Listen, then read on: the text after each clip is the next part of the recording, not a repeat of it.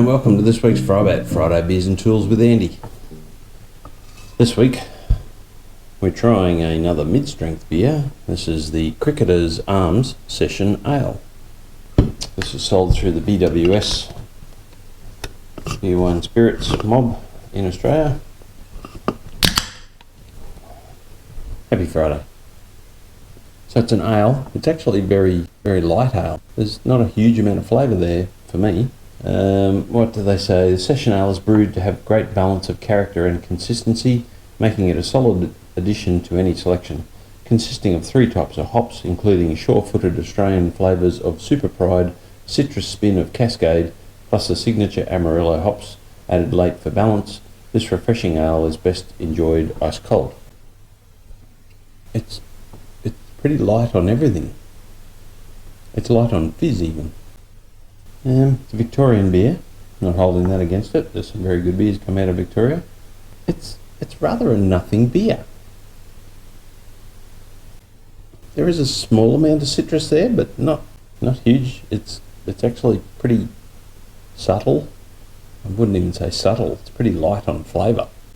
Yeah, there's no such thing as bad beer. There's just better beer.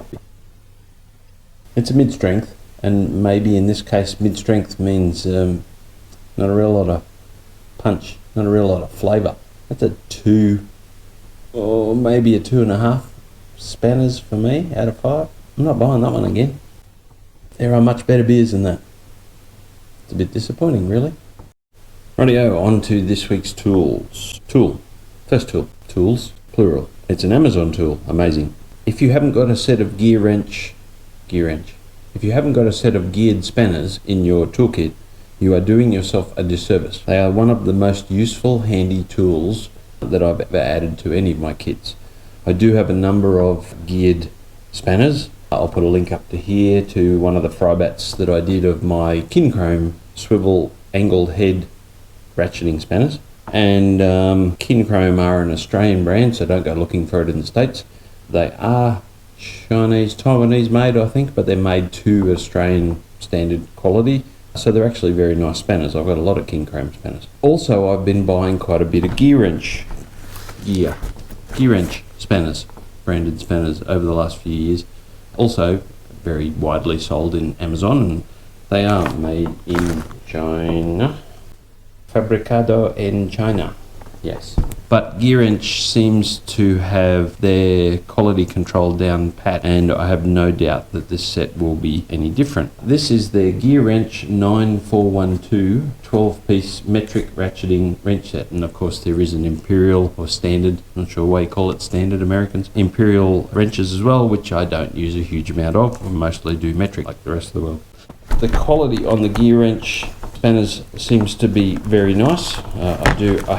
I bought quite a number of GearWrench sockets, and I think these could be my first spanners.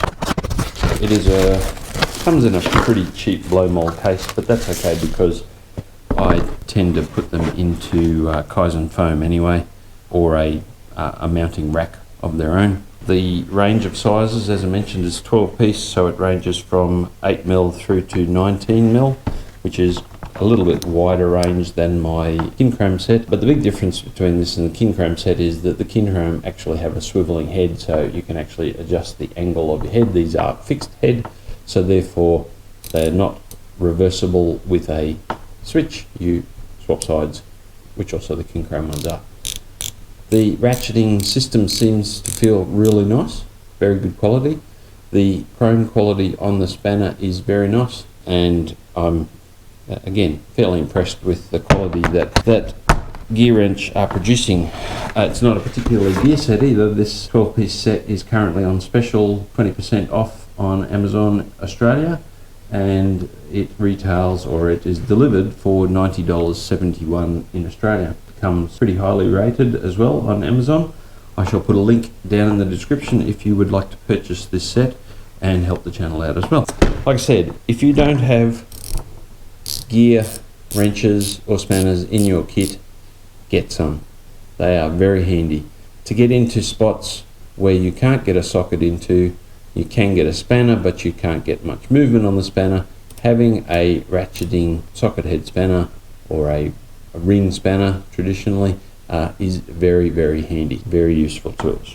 Right, let's talk value for money for the GearWrench 9412 12-piece metric ratcheting spanner set. 12 pieces for $90.71 is pretty darn good value. In fact, you would pay probably double that, maybe even triple. Stu, you might tell us, for even standard ring open-ender spanners if they were snap-on. Are they as good as snap-on? I got a bit of a problem with snap-on. They're just ridiculously priced. Very good quality tools, no doubt, but they're just ridiculously priced. Great if you can write it off on tax. So for less than $91 delivered, and it's a pretty hefty kit, of course, as well. Throw away the blow mold. It's really, I don't like them. They're not very nice. But the actual spanners themselves are very, very handy addition to your toolkit. Even starting out, I would recommend getting even a relatively cheap set of ratcheting spanners. Very, very handy to have in your kit. Value for money, $90.71. That's a 4 out of 5 for me. Pretty good. Functionality, they're very nicely made. The ratcheting system is excellent on them. I'm not sure of the 5 degrees of swing. There we go. So you get 5 degrees of ratchet, which is very good in tight spaces. So I think functionality, I think it's a 5 out of 5. It's a really nicely made tool. The tolerances seem really nice on it, and like I said, the ratcheting system seems to be really good too. Recommended. Rightio, tool number 2 this week is also an Amazon kit. It's going to be quite difficult for me to video, so I'll do it in 2 steps. I'll put a picture up here first of the kit on Amazon. There are a number of different brands, all Chinese of course. This is a radiator pressure test kit which has 28 pieces in it. It also allows you to pull a vacuum down on the radiator. It has a vacuum pump built in, and it also enables you to hook up air pressure to it and pressurize your system. It has a whole heap of adapters to different types of radiator cap or radiator sockets for where the cap goes. Sockets, where did I get that from? And all of the modern expansion tanks as well that the caps are there to adapt to. What does it do? Let's talk about what it does first before I actually show you the kit itself. Again, during fault finding, especially with older vehicles, as a vehicle ages, you tend to get radiator leaks, and they often are quite difficult to fault find. Yes, you can throw brand new hoses at things, which of course is a smart idea because hoses are relatively cheap, and when a hose fails out in the middle of nowhere, you'd be happy that you've gone out and spent new hoses to prevent that from happening. Radiators themselves do get old. Modern radiators now have plastic tanks and are crimped in place, usually with alloy cores. And as the heat cycles of radiators go through, the plastic does become brittle, and in fact you can usually see on the top of your radiator will actually start to discolor. It won't be a nice uniform black color. It will start getting some different colors in the plastic. That's a really good indicator that the radiator tank is aging and may fail at some stage. What sort of years are we talking about? Well, in Australia, because we have a lot of hot conditions, quality radiator I think lasted me about 300,000 kilometers and was about 12 years old, which is not bad. Of course, the cheaper Chinese junk that you buy on eBay, etc., will not last as long. So having a radiator pressure test kit is a handy addition to your toolkit. What's it worth? This particular kit, and there are a number of different kits, varying different sizes and varying different amounts of pieces or adapters, but this particular kit is a 28-piece kit, and it is delivered for $94.99 from Amazon Australia too, so it's a quick delivery. Okay, let's take you off the tripod and show you this particular kit. Okay, here's the kit that I purchased from Amazon. This is the 28-piece, I think the brand is Euro, $95. So here we have a regulator and pressure gauge so that you can hook up external air from your compressor to pressurize the radiator. These are the various different types and sizes of adapters to adapt to different expansion tanks, modern cars, and they also have the ability to test radiator caps, which is handy as well. So huge range. Where'd that come from?